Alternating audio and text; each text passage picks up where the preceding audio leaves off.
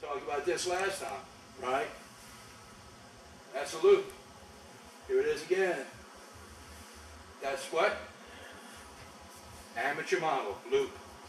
Sweep. You know what? That one doesn't look so bad, does it? Movie stars usually hit that way, you know? They have no hitting, and so you'll see them. All right, and they play in the celebrity softball games, and they're horrible, right? Okay, that is a sweep, right? None of those, and especially if you start to swing down, and you think you're going to turn your bat around, you can't. So you end up like this, right? Okay, so then what you do is you get all that out of there. You don't want any part of that garbage. That is for the other guys to fail with, right? What you're going to do is what makes this most successful. So you're going to go to the ball. If the pitch is up, you're going to just punch him in the nose. It isn't any different from a prize fighter. Prize fighter's punch goes this way, doesn't it? You don't see good fighters swing like that, do we? Nothing roundhouse about it. You don't see him swinging this way, do you? Or this one here. They'd get killed because they'd open up. They wouldn't be able to defend themselves against a real punch.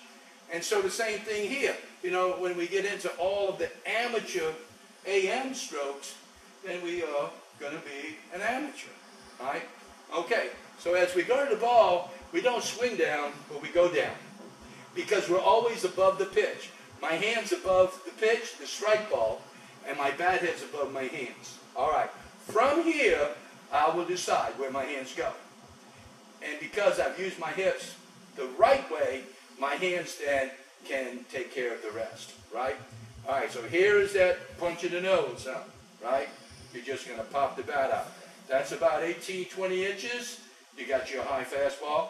That ball will go out of the ballpark for you. You hit it that way.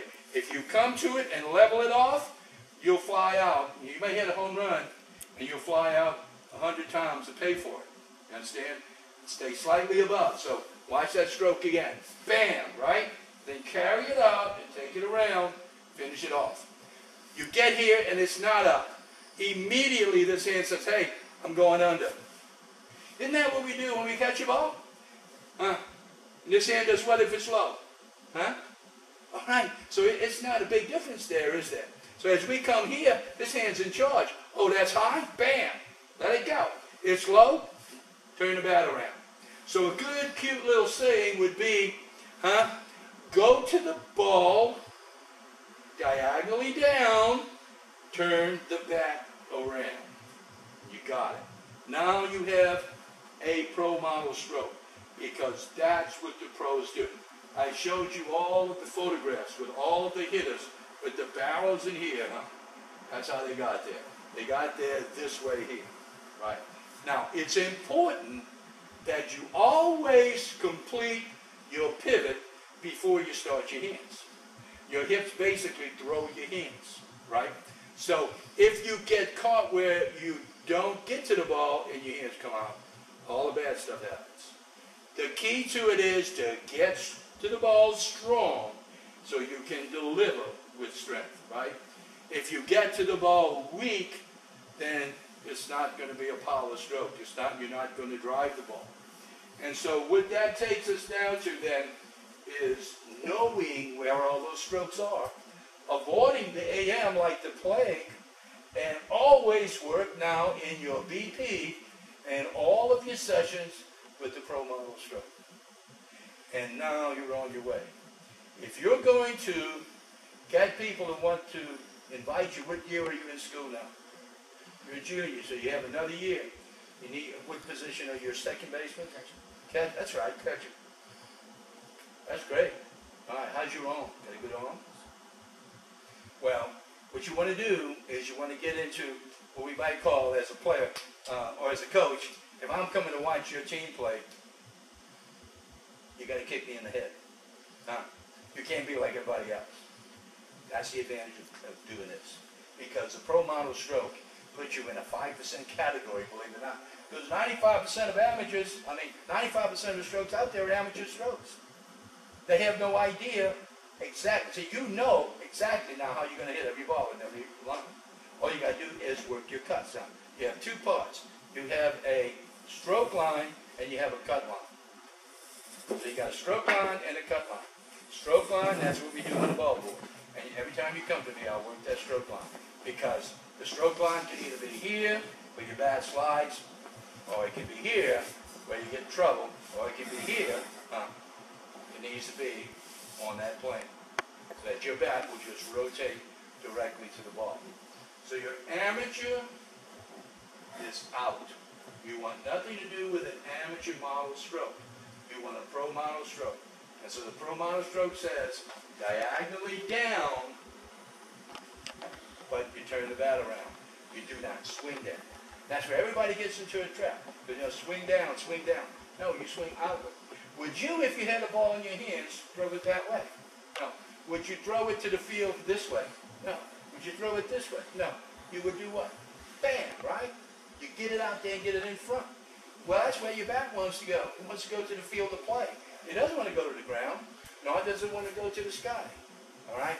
Now, why are we saying all of this? Because now you can be your own best, you can evaluate where your strokes are if you know what it is you're trying to do. If you know what you're trying to do, you can always then make your adjustments. All right? Always know, eyes to the sky, eyes, chin-chest zone, eyes direct the pitch. Anytime these eyes are caught pointing down, rotating up, they're out of place. So, you can just take in your bedroom, work that stroke. Now there's a guy that I heard talk about this hand being the most important hand, right? In baseball, it's a two-handed job. This hand here is responsible for the leverage of the bat and to get the knob of the bat inside the ball. But if I had to hit the ball hit a nail with a hammer, I use my top hand. This hand's responsible for this. I know we talked about that last time. But you got to know that anytime you feel like this hand is barring up on you, what do you want to do? Pull it, split it, and pull it out of there, right? You got to get him out of there. We have a drill we do with the speed bat where we grab this part and pitch it out. The speed bat's light enough. You get this hand to stop doing this to us. All right? Okay, so if we bring your tape back up, and I think you come along fine. You know, looking at you, this will tell us for sure.